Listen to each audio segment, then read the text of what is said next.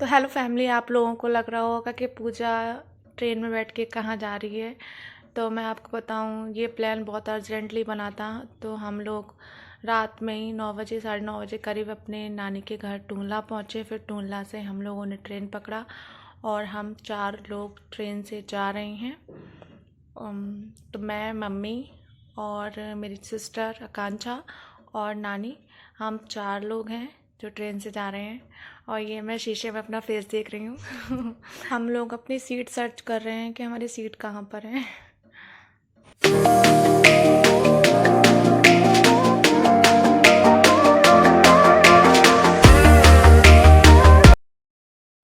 हम लोगों को सीट मिल चुकी थी, हम सब लोग चारों लोग सीट पर बैठ चुके थे और हम लोग रेस्ट कर रहे थे। हमारी ट्रेन भी चल चुकी थी जो कानपुर के लिए रवाना हो चुकी है। और हमारे बगल में एक भैया बैठे हुए थे जो बहुत देर से हम लोगों से बातें कर रहे थे। मम्मी, नानी और अपने अपने घर की बातें बोल रहे थे, कैसा क्या है। और उन्होंने हमको बुलाया कि बोला हमारे यहाँ ज़रूर आना, कि हम यहाँ के हैं, हमारे घर आना, आप बहुत अच्छे हो। मम्मी ने भी, नानी ने भी इनवाइट कर दिया कि आप लोग हमारे घर, आप हमारे घर ज़रूर आना।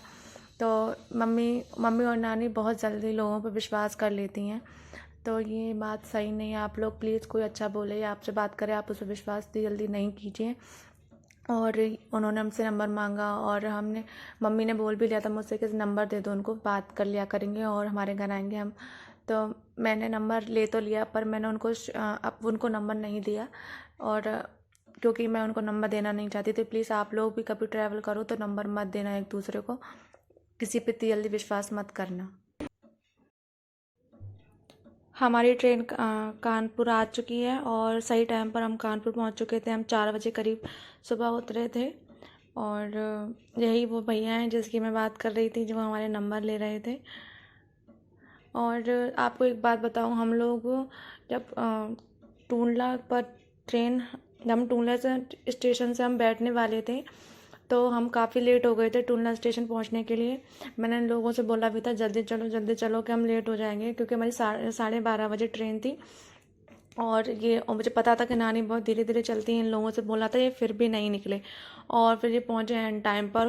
और वहाँ पर गाड़ी पहले से ही वहाँ पर खड़ी हो चुकी थी जब हम स्टेशन पहुंच चुके थे तब। और वहाँ पे गाड़ी पहले से खड़ी थी और हमारे पास कोई टिकट नहीं था। और मैं ये सोच रही थी नानी चढ़ेंगी कैसे ऊपर ब्रिज पर, और वो कैसे पहुँच पाएंगी स्टेशन, मतलब ट्रेन के पास तक कैसे पहुँच पाएंगी। तो हमारे जो मामा का लड़का, बड़े मामा का लड़का, उनसे मैंने बोला कि वो हमें छोड़ने आए थे स्टेशन पे। तो मैंने उनसे बोला जल्दी से टिकट लो और हम लोग जल्दी जल्दी वहाँ पहुँच रहे हैं, जब तक तुम पीछे से आओ।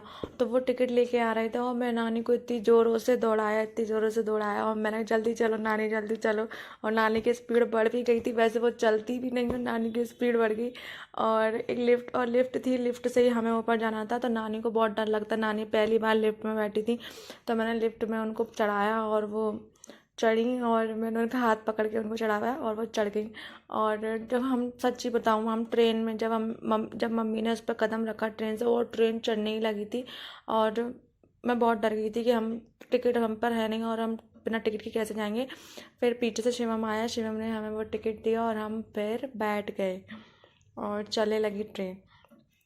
और अब हम रवाना हो चुके हैं कानपुर से, जहाँ के लिए हम आए थे वहाँ जा रहे हैं हम लोग। और मैं आकांक्षा से कुछ बोल रही हूँ कि हेलो गाइस, कैसे हो आप सब लोग। आई और मम्मी और सब लोग पीछे आ रहे हैं। और कानपुर में इतना ठंड नहीं था जितना मैंने सोचा था।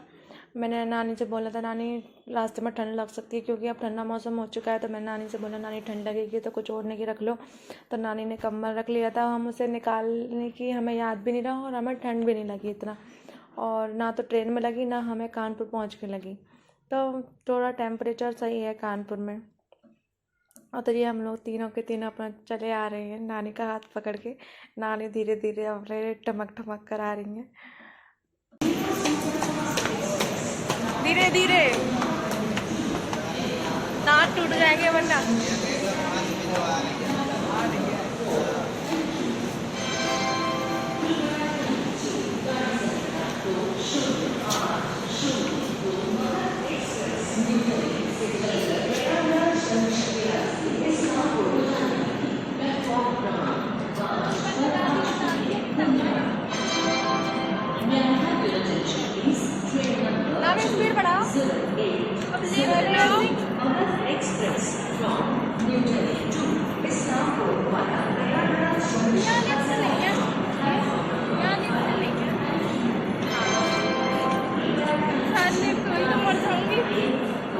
मर जाएगी लिफ्ट होगी तो।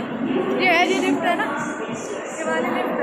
नीचे उतरते टाइम भी वहाँ पर भी लिफ्ट थी और नानी को बहुत दिक्कत हो रही थी उतरने में, तो फिर मैंने उनको हाथ पकड़ा और उनको उतारने की कोशिश की, उनको समझाया कैसे क्या करना है, कहाँ पैर रखना है, घबराओ मत और हाथ मतलब इन लाइनों के बीच में पैर रखो और अब चली जाओगी। तो पहले मैंने कदम रखा, फिर नानी को ले गई कदम उन्होंने भी रखा। नानी कह रही थी अरे मैं गई, क्योंकि मैं नानी ऐसा कुछ नहीं है, सब कुछ ठीक है, आप सिर्फ सीधे स्ट्रेट खड़े रहो बस और कुछ नहीं।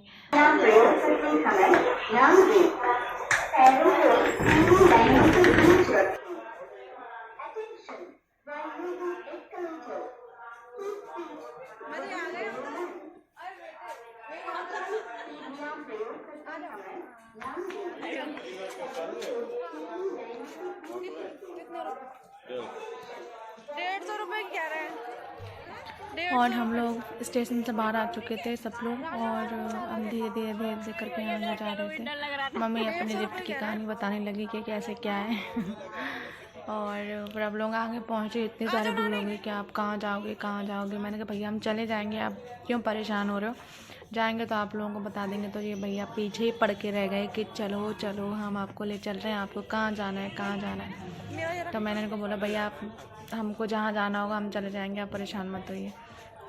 और हम लोग और हमारे साथ ही चलते रहे, हम जहाँ तक गए वहाँ तक हमारे साथ ही चलते रहे।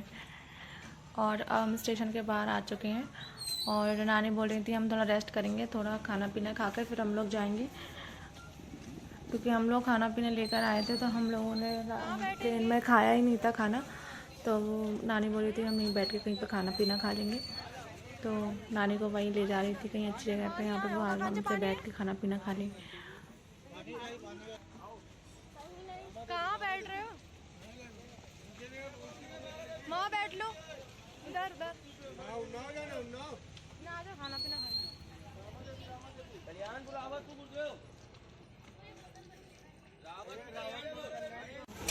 उठाए नहीं रहे, मैंने बोल दिया।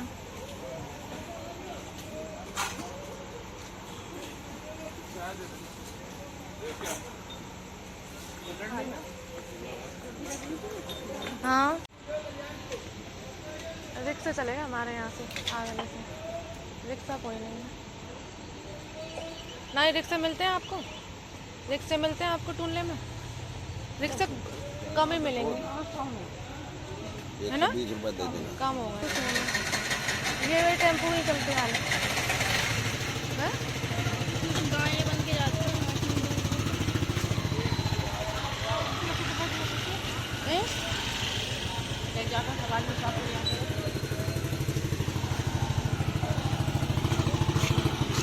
भैया रानीघाट गौशाला, रानीघाट गौशाला, रानीघाट गौशाला, रानीघाट गौशाला।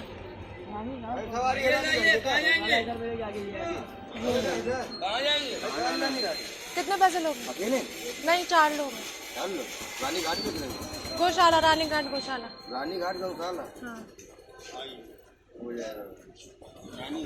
कितने रुपए लोग? उतर के हाँ नहीं तो उतरना अंदर नीचे ढाल पे उतर। कितने रुपए? 200 रुपए। कहाँ जाएंगे? रानीघाट जाएंगे। रहने दो भैया रहने दो पूछ रहे चलो अब जल्दी खा लो। वहीं चल रहे वो बैठे तो बेचारे कम पड़े।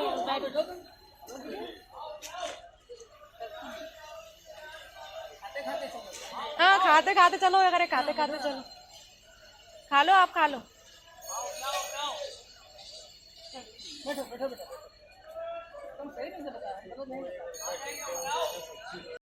स्टेशन के बाहर कानपुर में बहुत ज़्यादा गंदगी थी, बहुत ज़्यादा गंदगी। वहाँ की गंदगी देखकर तो मैं खुद दंग रह गई। जहाँ जाओ वहीं पर रोड पे कुछ ना कुछ पड़ा हुआ है, साफ़ सफाई बिल्कुल नहीं है। प्लीज़ आप लोग बुरा मत मानना जो कानपुर में रहते हो। बट मुझे एक चीज़ बहुत अच्छा लगा, पहले भी जब मैं कानपुर जाती थी और फिर अब जो कानपुर में अब आई हूँ, कितने सालों बाद आई हूँ, वहाँ पर एक चीज़ सेम है, वहाँ के रिक्शे मुझे बहुत अच्छे लगते हैं, क्योंकि रिक्शे के पीछे भी कुछ पिन्नी लगी होती है जिस पर बैठकर झूला सा महसूस होता है कि हम झूले पर बैठे हुए हैं। आज की वीडियो यहीं पे ख़त्म करते हैं। Bye bye.